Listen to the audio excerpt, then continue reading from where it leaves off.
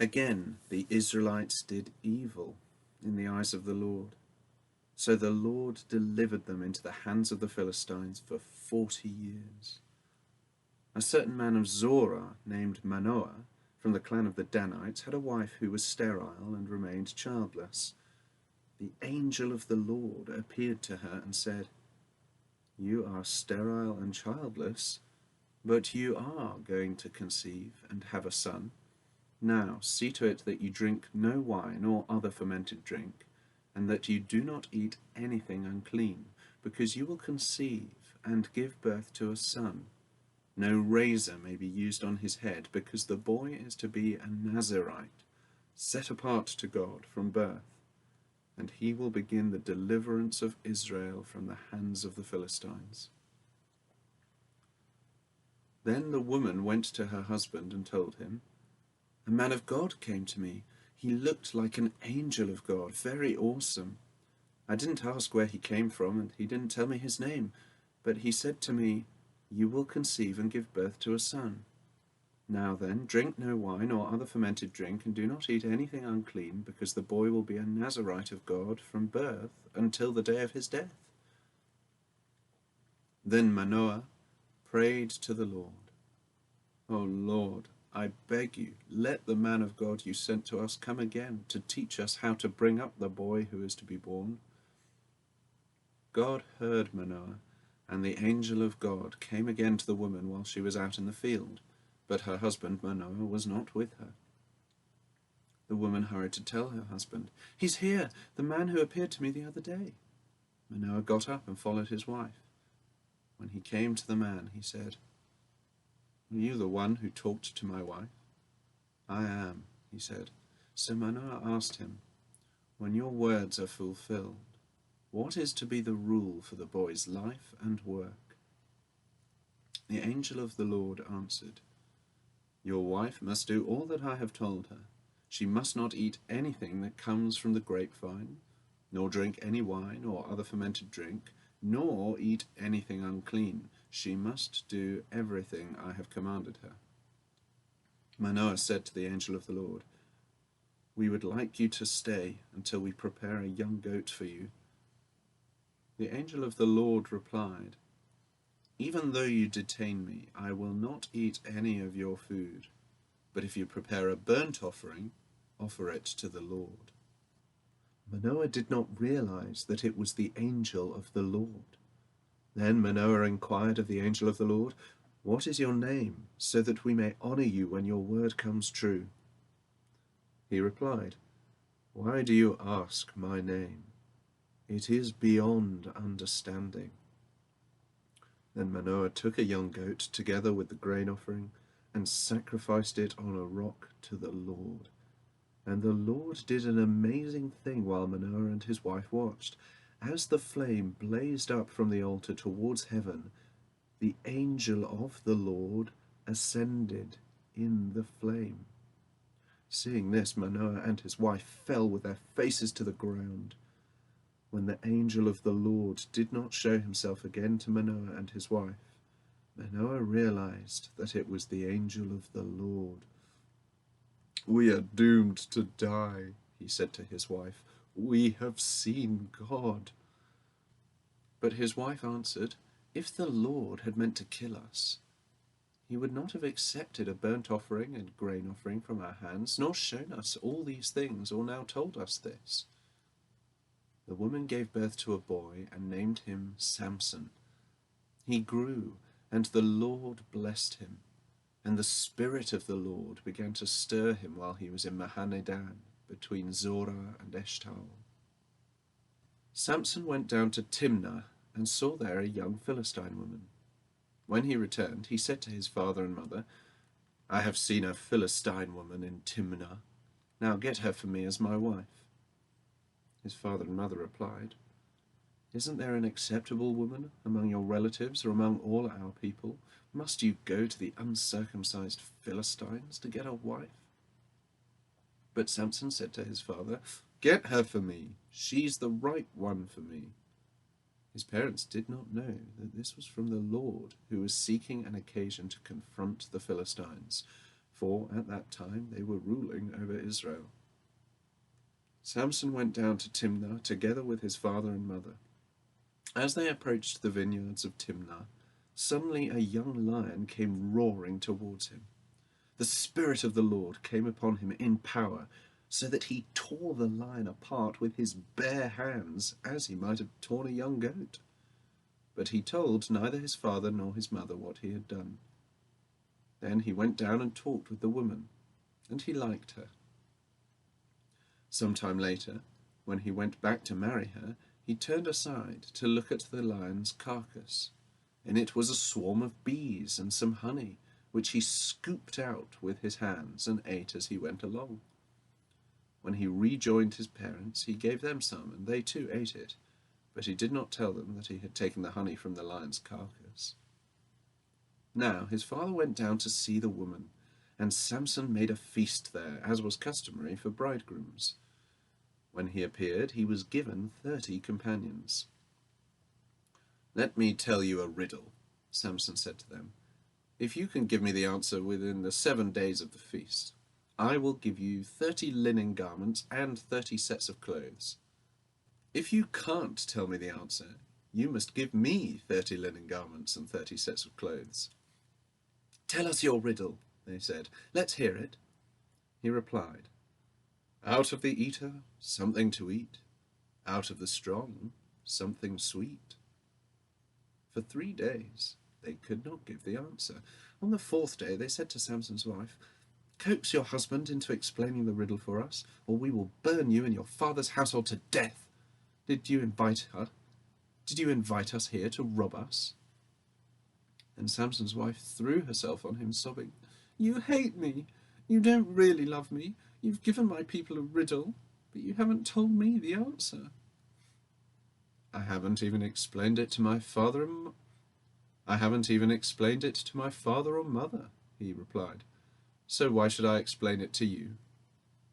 She cried the whole 7 days of the feast. So on the 7th day he finally told her, because she continued to press him. She in turn explained the riddle to her people. Before sunset on the 7th day, the men of the town said to him, "What is sweeter than honey? What is stronger than a lion?" Samson said to them, "If you had not ploughed with my heifer, you would not have solved my riddle." And the Spirit of the Lord came upon him in power. He went down to Ashkelon, struck down 30 of their men, stripped them of their belongings, and gave their clothes to those who had explained the riddle. Burning with anger, he went up to his father's house, and Samson's wife was given to the friend who had attended him at his wedding.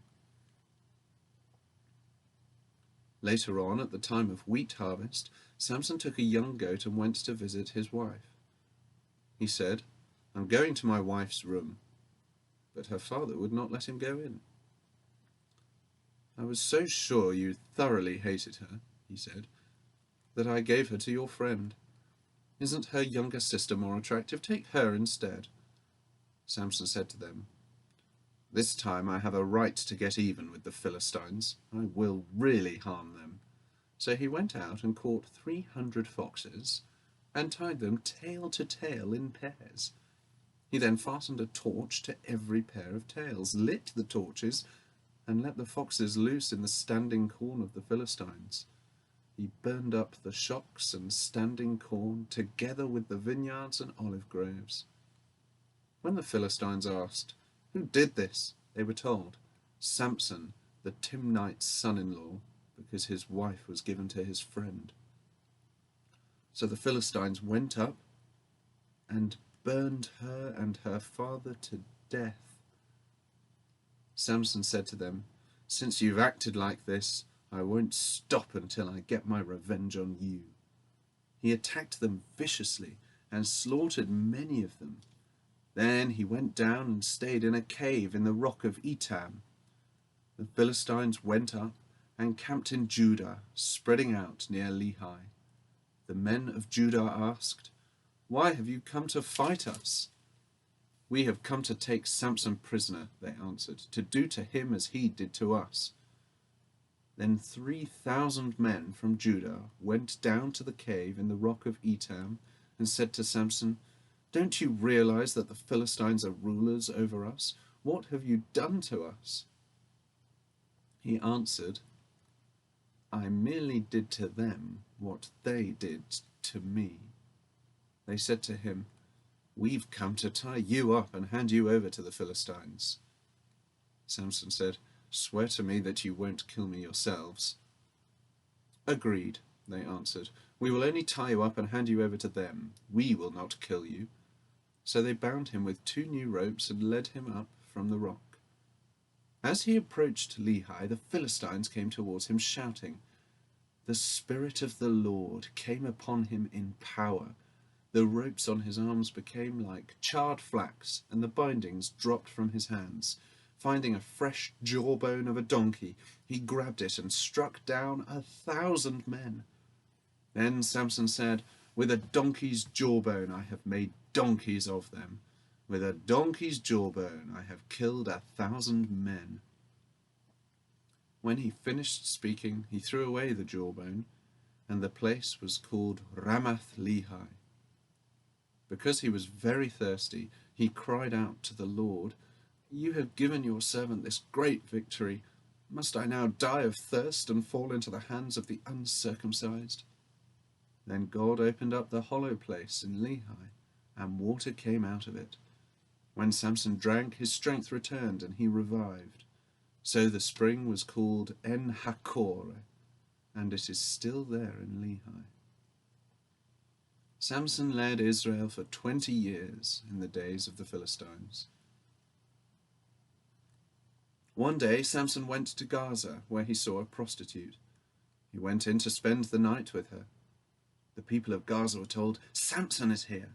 So they surrounded the place and lay in wait for him all night at the city gate. They made no move during the night, saying, "At dawn we'll kill him." But Samson lay there only until the middle of the night. Then he got up and took hold of the doors of the city gate together with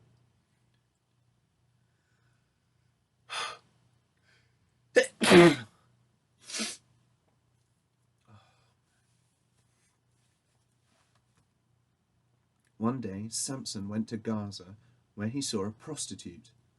He went in to spend the night with her. The people of Gaza were told, "Samson is here." So they surrounded the place and lay in wait for him all night at the city gate. They made no move during the night, saying, "At dawn we'll kill him." But Samson lay there only until the middle of the night. Then he got up and took hold of the doors of the city gate together with the 2 posts and tore them loose, bar and all. He lifted them to his shoulders and carried them to the top of the hill that faces Hebron. Some time later he fell in love with a woman in the valley of Sorek, whose name was Delilah. The rulers of the Philistines went to her and said, "See if you can lure him into showing you the secret of his great strength, and how we can overpower him so that we may tie him up and subdue him.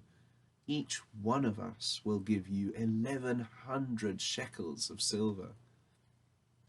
So Delilah said to Samson, "Tell me the secret of your great strength and how you can be tied up and subdued." Samson answered her, "If anyone ties me with 7 fresh thongs that have not been dried, I'll become as weak as any other man." Then the rulers of the Philistines brought her 7 fresh thongs that had not been dried, and she tied him with them. With men hidden in the room, she called to him, "Samson, the Philistines are upon you." But he snapped the thongs as easily as a piece of string snaps when it comes close to a flame. So the secret of his strength was not discovered. Then Delilah said to Samson, "You have made a fool of me. You lied to me. Come now, tell me how you can be tied." He said, "If anyone ties me securely with new ropes that have never been used, I'll become as weak as any other man."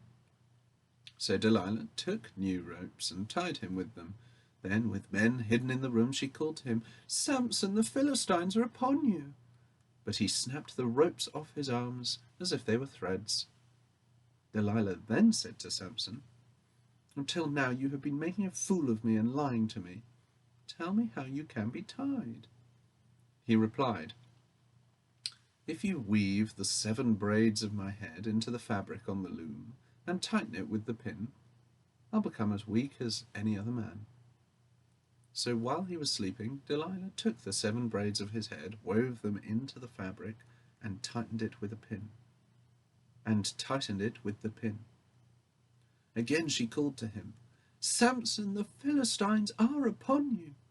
He awoke from his sleep and pulled up the pin and the loom with the fabric.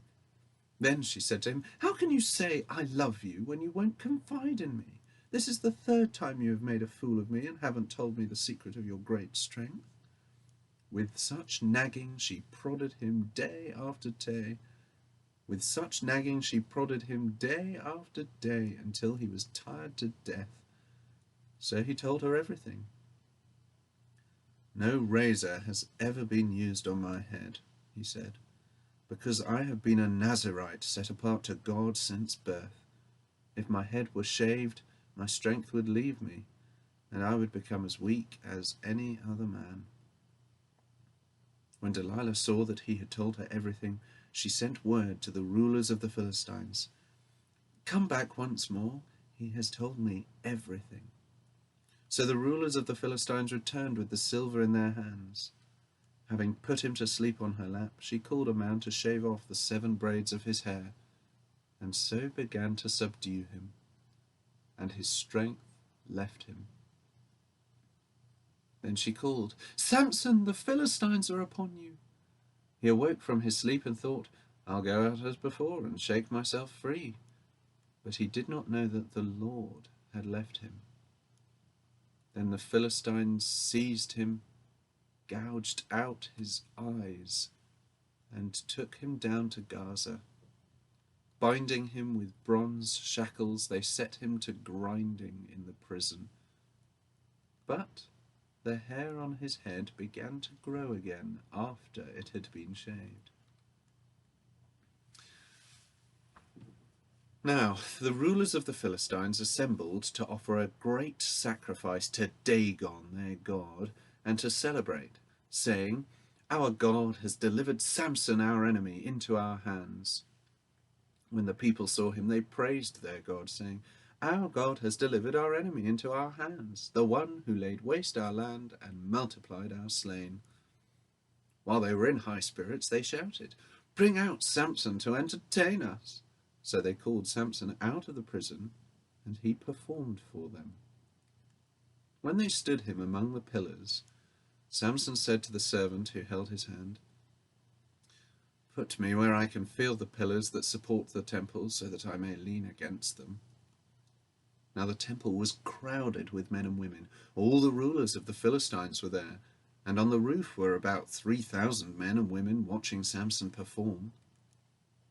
Then Samson prayed to the Lord, "O sovereign Lord, remember me. O God, please strengthen me just once more, and let me with one blow get revenge on the Philistines for my 2 eyes." Then Samson reached towards the 2 central pillars on which the temple stood. Bracing himself against them, his right hand on the one and his left hand on the other, Samson said, "Let me die with the Philistines." Then he pushed with all his might, and down came the temple on the rulers and all the people in it. Thus he killed many more when he died than while he lived. Then his brothers and his father's whole family went down to get him. They brought him back and buried him between Zorah and Eshtaol in the tomb of Manoah his father. He had led Israel for 20 years. Now a man named Micah from the hill country of Ephraim said to his mother, "The 1,100 shekels of silver that were taken from you, and about which I heard you utter a curse, I have that silver with me. I took it." Then his mother said, "The Lord bless you, my son." When he returned the 1,100 shekels of silver to his mother, she said, I solemnly consecrate my silver to the Lord for my son to make a carved image and a cast idol. I will give it back to you. So he returned the silver to his mother, and she took 200 shekels of silver and gave them to a silversmith, who made them into the image and the idol, and they were put in Micah's house. Now this man Micah had a shrine, and he made an ephod and some idols, and installed one of his sons as his priest. In those days Israel had no king. Everyone did as he saw fit. A young Levite from Bethlehem in Judah, who had been living within the clan of Judah, left that town in search of some other place to stay. On his way he came to Micah's house in the hill country of Ephraim. Micah asked him, Where are you from? I'm a Levite from Bethlehem in Judah, he said, and I'm looking for a place to stay. Then Micah said to him, Live with me and be my father and priest, and I'll give you 10 shekels of silver a year, your clothes and your food. So the Levite agreed to live with him, and the young man was to him like one of his sons.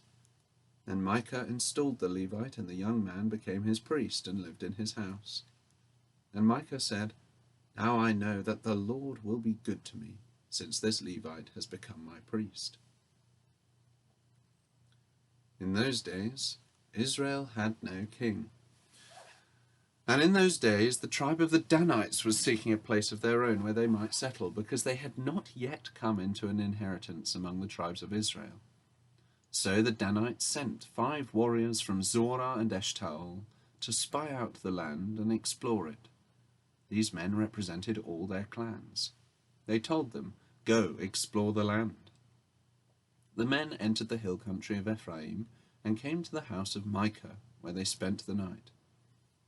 When they were near Micah's house, they recognized the voice of the young Levite. So they turned in there and asked him, Who brought you here? What are you doing in this place? Why are you here? He told them what Micah had done for him and said, He has hired me, and I am his priest. Then they said to him, Please inquire of God to learn whether our journey will be successful. The priest answered them, Go in peace. Your journey has the Lord's approval. So the 5 men left and came to Laish, where they saw that the people were living in safety, like the Sidonians, unsuspecting and secure.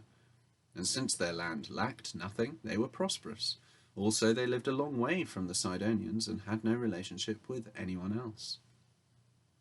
When they returned to Zorah and Eshtaol, their brothers asked them, How did you find things? They answered, Come on, let's attack them. We have seen that the land is very good. Aren't you going to do something? Don't hesitate to go there and take it over. When you get there, you will find an unsuspecting people and a spacious land that God has put into your hands, a land that lacks nothing whatever. Then 600 men from the clan of the Danites, armed for battle, set out from Zorah and Eshtaol. On their way they set up camp near Kiriath Jearim in Judah. This is why the place west of Kiriath Jearim is called Mahane Dan to this day. From there they went on to the hill country of Ephraim and came to Micah's house. Then the 5 men who had spied out the land of Laish said to their brothers, Do you know that one of these houses has an ephod, other household gods, a carved image, and a cast idol? Now you know what to do. So they turned in there and went to the house of the young Levite at Micah's place and greeted him. The 600 Danites, armed for battle, stood at the entrance to the gate. The 5 men who had spied out the land went inside and took the carved image, the ephod, the other household gods, and the cast idol, while the priest and the 600 armed men stood at the entrance to the gate.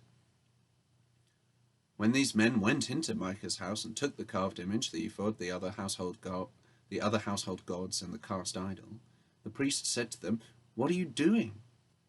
They answered him, Be quiet, don't say a word. Come with us and be our father and priest. Isn't it better that you serve a tribe and clan in Israel as priest, rather than just one man's household? Then the priest was glad. He took the ephod, the other household gods, and the carved image, and went along with the people. Putting their little children, their livestock, and their possessions in front of them, they turned away and left. When they had gone some distance from Micah's house, the men who lived near Micah were called together and overtook the Danites. As they shouted after them, the Danites turned and said to Micah, "What's the matter with you that you called out your men to fight?" He replied, "You took the gods I made, and my priest, and went away. What else do I have? How can you ask, what's the matter with you?" The Danites answered, "Don't argue with us, or some hot-tempered men will attack you, and your family will lose your lives." So the Danites went their way, and Micah, seeing that they were too strong for him, turned round and went back home. Then they took what Micah had made, and his priest, and went on to Laish against a peaceful and unsuspecting people. They attacked them with the sword and burned down their city. There was no one to rescue them because they lived a long way from Sidon and had no relationship with anyone else. The city was in a valley near Beth Rehob. The Danites rebuilt the city and settled there. They named it Dan, after their forefather Dan, who was born to Israel, though the city used to be called Laish. There the Danites set up for themselves the idols, and Jonathan, son of Gershom, the son of Moses, and his sons were priests for the tribe of Dan until the time of the captivity of the land.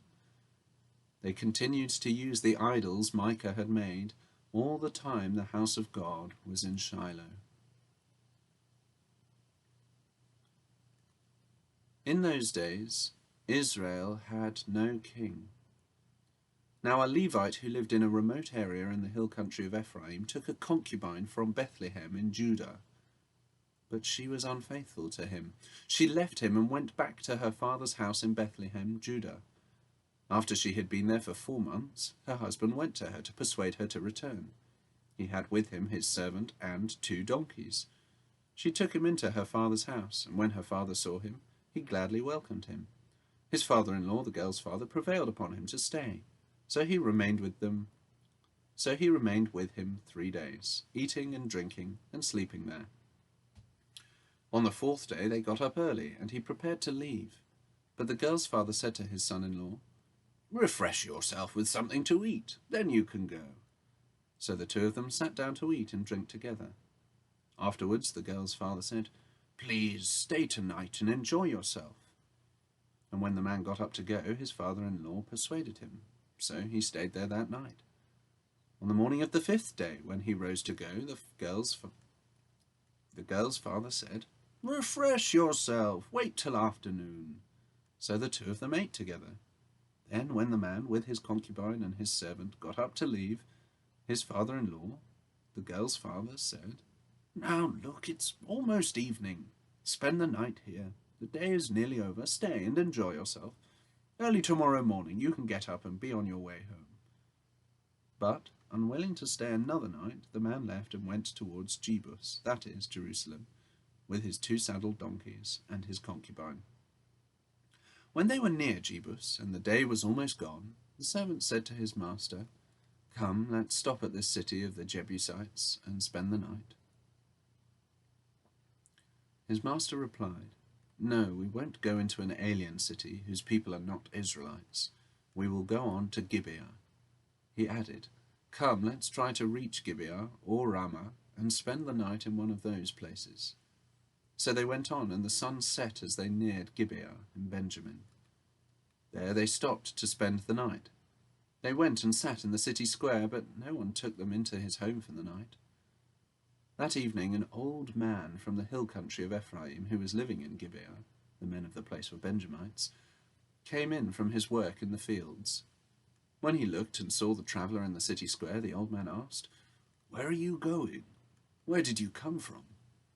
He answered, "We're on our way from Bethlehem in Judah to a remote area in the hill country of Ephraim where I live. I've been to Bethlehem in Judah, and now I am going to the house of the Lord. No one has taken me into his house. We have both straw and fodder for our donkeys, and bread and wine for ourselves, your servants, me, your maidservant, and the young man with us. We don't need anything." "You are welcome at my house," the old man said. "Let me supply whatever you need. Only don't spend the night in the square. So he took him into his house and fed his donkeys.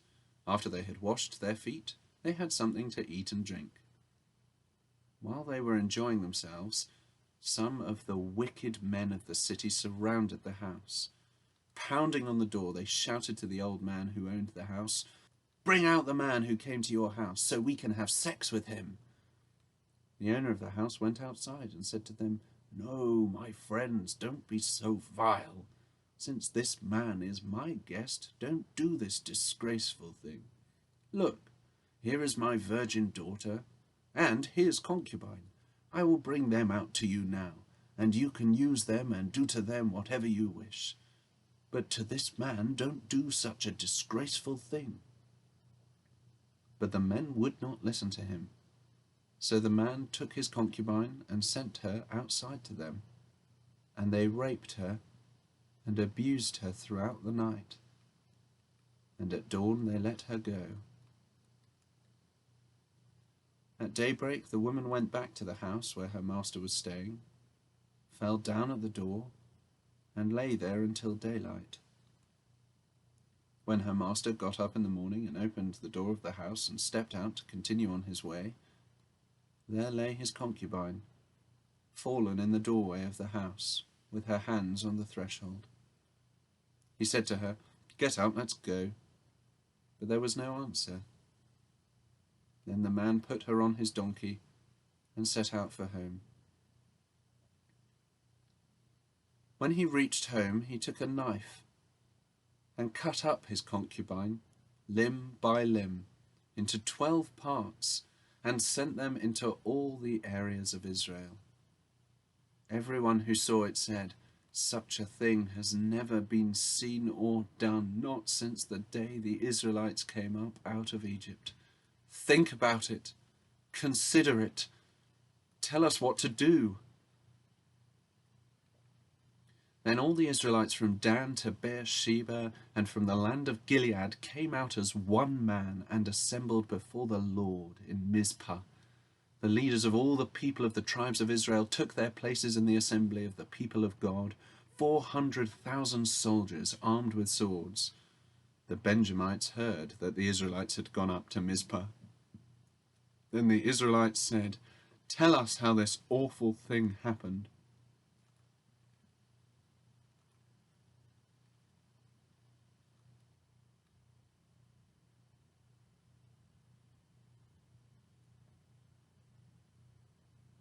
So the Levite, the husband of the murdered woman, said, "I and my concubine came to Gibeah in Benjamin to spend the night.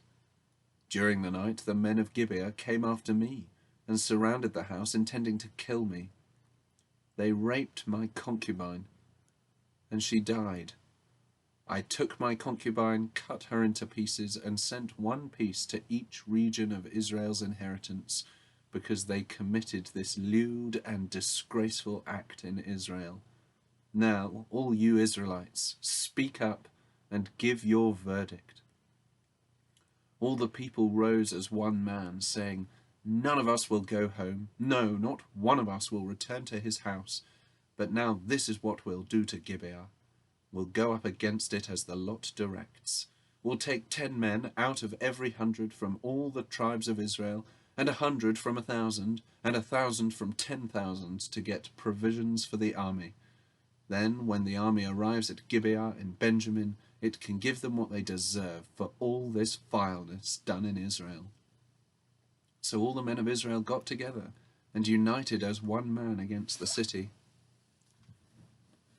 The tribes of Israel sent men throughout the tribe of Benjamin, saying, "What about this awful crime that was committed among you? Now surrender those wicked men of Gibeah, so that we may put them to death and purge the evil from Israel." But the Benjamites would not listen to their fellow Israelites.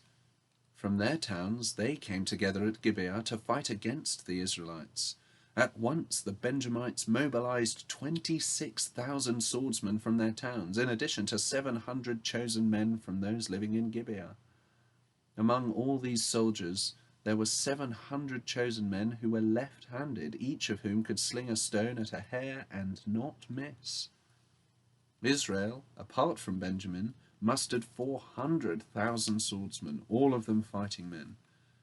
The Israelites went up to Bethel and inquired of God. They said, "Who of us shall go first to fight against the Benjamites?" The Lord replied, "Judah shall go first." The next morning the Israelites got up and pitched camp near Gibeah. The men of Israel went out to fight the Benjamites and took up battle positions against them at Gibeah. The Benjamites came out of Gibeah and cut down 22,000 Israelites on the battlefield that day. But the men of Israel encouraged one another and again took up their positions where they had stationed themselves the first day. The Israelites went up and wept before the Lord until evening, and they inquired of the Lord. They said, "Shall we go up again to battle against the Benjamites, our brothers?" The Lord answered, "Go up against them." Then the Israelites drew near to Benjamin the second day.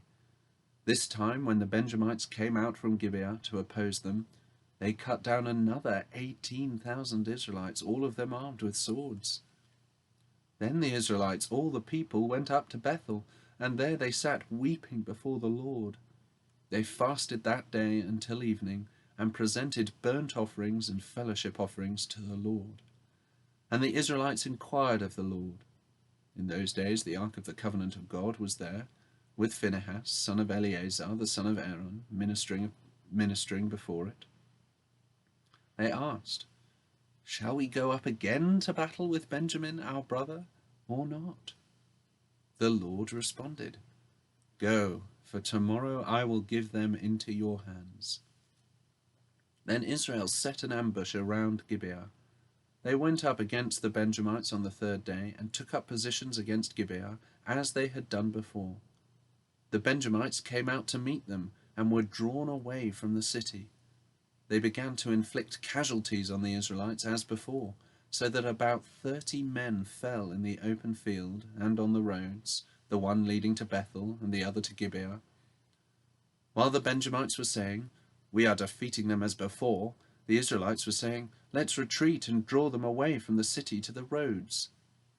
All the men of Israel moved from their places and took up positions at Baal Tamar, and the Israelite ambush charged out of its place on the west of Gibeah. Then 10,000 of Israel's finest men made a frontal attack on Gibeah. The fighting was so heavy that the Benjamites did not realize how near disaster was. The Lord defeated Benjamin before Israel, and on that day the Israelites struck down 25,100 Benjamites, all armed with swords. Then the Benjamites saw that they were beaten. Now the men of Israel had given way before Benjamin, because they relied on the ambush they had set near Gibeah. The men who had been in ambush made a sudden dash into Gibeah, spread out, and put the whole city to the sword.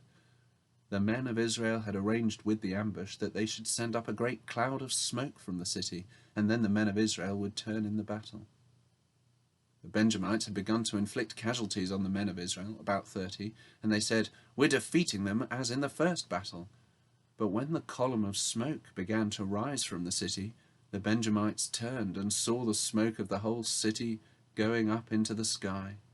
Then the men of Israel turned on them, and the men of Benjamin were terrified, because they realized that disaster had come upon them. So they fled before the Israelites in the direction of the desert, but they could not escape the battle, and the men of Israel who came out of the towns cut them down there.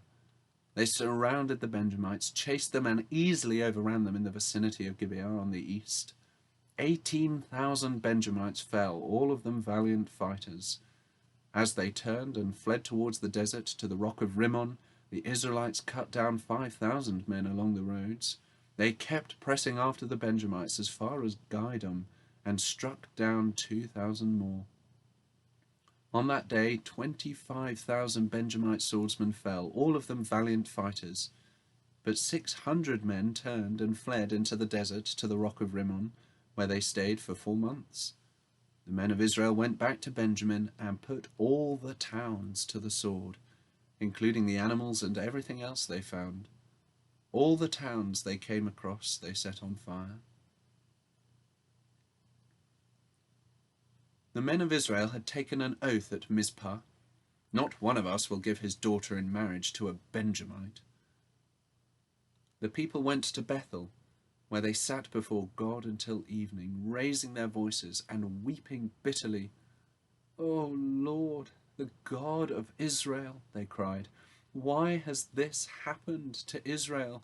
Why should one tribe be missing from Israel today?" Early the next day the people built an altar and presented burnt offerings and fellowship offerings. Then the Israelites asked, "Who from all the tribes of Israel has failed to assemble before the Lord?" For they had taken a solemn oath that anyone who failed to assemble before the Lord at Mizpah. Then the Israelites asked, "Who from all the tribes of Israel has failed to assemble before the Lord?" For they had taken a solemn oath that anyone who failed to assemble before the Lord at Mizpah should certainly be put to death. Now the Israelites grieved for their brothers, the Benjamites. "Today one tribe is cut off from Israel," they said. "How can we provide wives for those who are left, since we have taken an oath by the Lord not to give them any of our daughters in marriage?" Then they asked, "Which one of the tribes of Israel failed to assemble before the Lord at Mizpah?" They discovered that no one from Jabesh Gilead had come to the camp for the assembly, for when they counted the people, they found that none of the people of Jabesh Gilead were there. So the assembly sent 12,000 fighting men with instructions to go to Jabesh Gilead and put to the sword those living there, including the women and children. "This is what you are to do," they said. "Kill every male and every woman who is not a virgin." They found among the people living in Jabesh Gilead 400 young women who had never slept with a man, and they took them to the camp at Shiloh in Canaan. Then the whole assembly sent an offer of peace to the Benjamites at the rock of Rimmon. So the Benjamites returned at that time and were given the women of Jabesh Gilead who had been spared. But there were not enough for all of them. The people grieved for Benjamin because the Lord had made a gap in the tribes of Israel. And the elders of the assembly said, "With the women of Benjamin destroyed, how shall we provide wives for the men who are left? The Benjamite survivors must have heirs," they said, "so that a tribe of Israel will not be wiped out. We can't give them our daughters as wives, since we Israelites have taken this oath. Cursed be anyone who gives a wife to a Benjamite. But look, there is the annual festival of the Lord in Shiloh, to the north of Bethel, and east of the road that goes from Bethel to Shechem, and to the south of Lebanah." So they instructed the Benjamites, saying, "Go and hide in the vineyards and watch. When the girls of Shiloh come out to join in the dancing, then rush from the vineyards, and each of you seize a wife from the girls of Shiloh and go to the land of Benjamin. When their fathers or brothers complain to us, we will say to them, 'Do us a kindness by helping them, because we did not get wives for them during the war, and you are innocent, since you did not give your daughters to them.'" So that is what the Benjamites did. While the girls were dancing, each man caught one and carried her off to be his wife. Then they returned to their inheritance and rebuilt the towns and settled in them. At that time the Israelites left that place and went home to their tribes and clans, each to his own inheritance. In those days, Israel had no king. Everyone did as he saw fit.